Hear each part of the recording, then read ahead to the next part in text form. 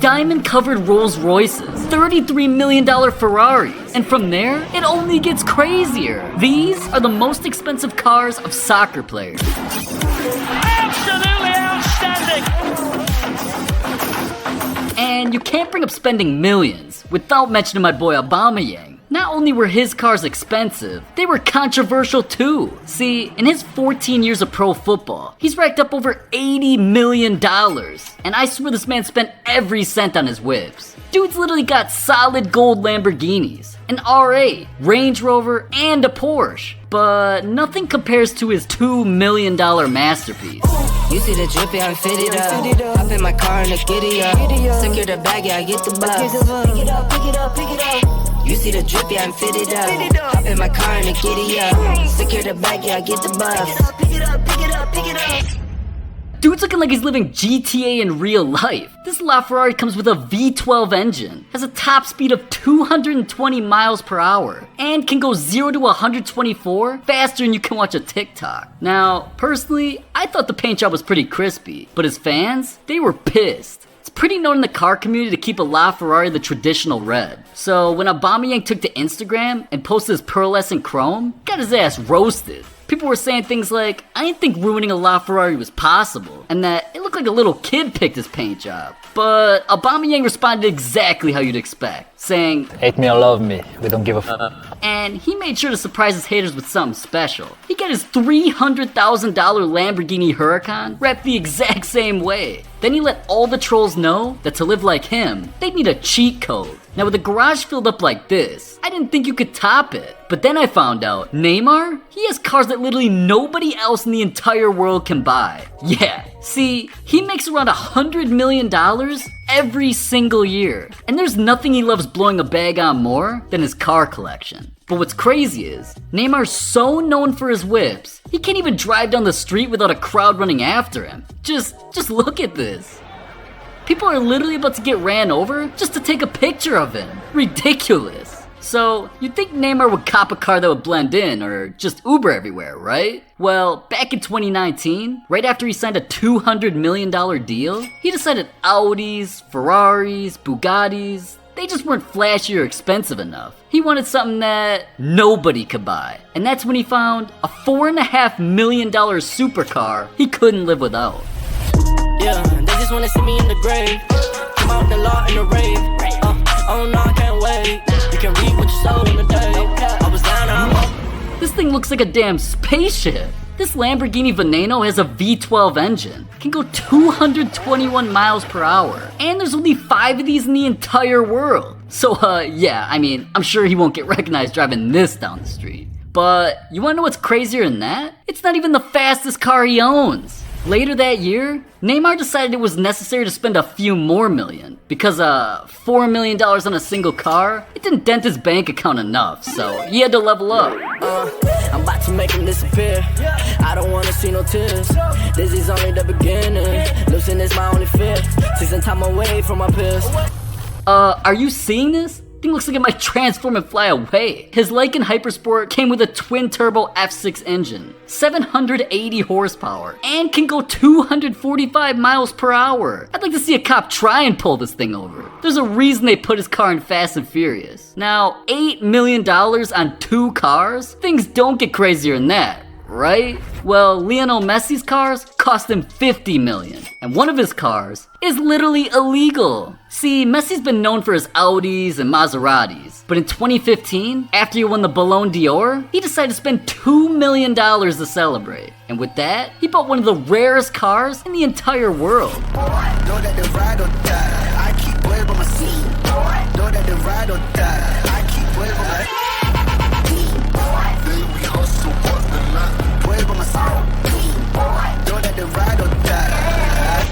Now, I don't know what it is about these soccer players, man, but I feel like they played a little too much Need for Speed growing up. They're getting cars straight out of a video game. Messi's Pagani Roadster has a V12 engine, 6-speed transmission, and can go 208 miles per hour. That's literally fast enough for a plane to take off. Now, I don't know what Messi's running from, but I don't want to find out. Now, as happy as Messi was when he bought it, as soon as he drove it off the lot, cops pulled him over for not dropping a like and subscribing to the channel. Yeah, you will literally get arrested if you don't subscribe. So what are you doing? But they also told him his car's so dangerous, it's not even allowed on the road. Yeah, I just hope he can get his money back. Otherwise, he spent $2 million for nothing. But do the math. He's still got $48 million of whips in his garage. And more than half of that was on a single car. See, back in 2016, Messi got an anonymous tip that the owner of his dream car was finally selling it. So he dropped everything, raced to his private jet, and flew to the car's auction in Paris. But there was one huge problem. Cristiano Ronaldo. See, before Messi's plane landed, Ronaldo offered millions to the dealer to buy the car himself, just so he could pull up to El Clasico in Messi's dream car.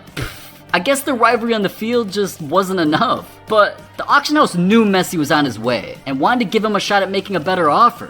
So when Messi showed up, the two battled it out, made their bids, and things got pretty heated. Neither of them were trying to leave without this car, but eventually, the price got a little out of Ronaldo's budget, and for the first time in his career, he accepted defeat. That day, Messi became a champion again, but this time, the trophy cost him $33 million. Yeah, all that for a 1950. I'm making YouTube videos. Now, Ronaldo didn't let the defeat get to him. After all, he's already got over $22 million in cars. I'm talking he's got so many, he literally lost count. How many cars do you have right now? I don't know. Yeah. Hold up. You mean to tell me he doesn't even know what's in his garage? Ridiculous. Now what's crazy is, half the money he spent was on his Bugatti collection. Back in my day, people collected baseball cards. This dude collects $1 million cars and forgets about them. What?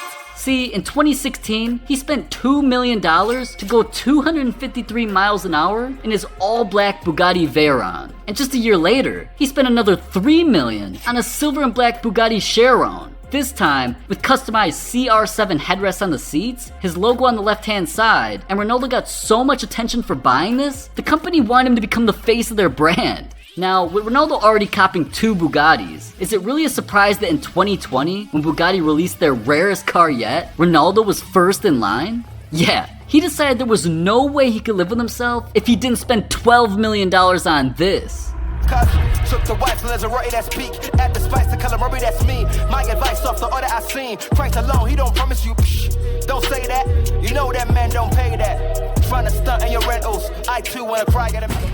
Man, I thought my Toyota Camry was fast. Ronaldo's not playing. His all-white Bugatti Cento Dieci came with an 8-liter W16 engine and can go 236 miles per hour. Not to mention, there's only 10 of this car in the entire world. Now, even though Ronaldo spent $17 million just on Bugattis, he spent even more millions on cars for a rainy day. Back in 2019, after winning the Serie A championship, Ronaldo wanted to spend some millions to celebrate. And that's when he spent over $900,000 on a limited edition McLaren Senna. It came with a twin-turbo V8 engine and was designed to look like a shark. So, just like Ronaldo always does, as soon as he bought it, he had to flex it to his 200 million followers on Instagram. Now, what's crazy is, Ronaldo only meant to flex the McLaren. He didn't even realize that 2 of his $400,000 Rolls Royces would pop up in the frame. But yeah, Ronaldo's also a big fan of those cars as well. He's been spotted in an all-white Rolls Royce Cullinan and another all-white Phantom. So he's not always in cars that can go 5 times the speed limit. But speaking of cars that go over 200 miles an hour, what would a car collection be without a couple Lamborghinis? And as you could have guessed, those are some of Ronaldo's favorites. He spent over $300,000 twice on Lamborghini Aventadors. One all white and another all black. But this car might be something he regrets. I think from now on Ronaldo should just Uber, man. This dude's crashed Lamborghinis, Paganis. It's costed him millions. But worst of all, one accident nearly ended his career.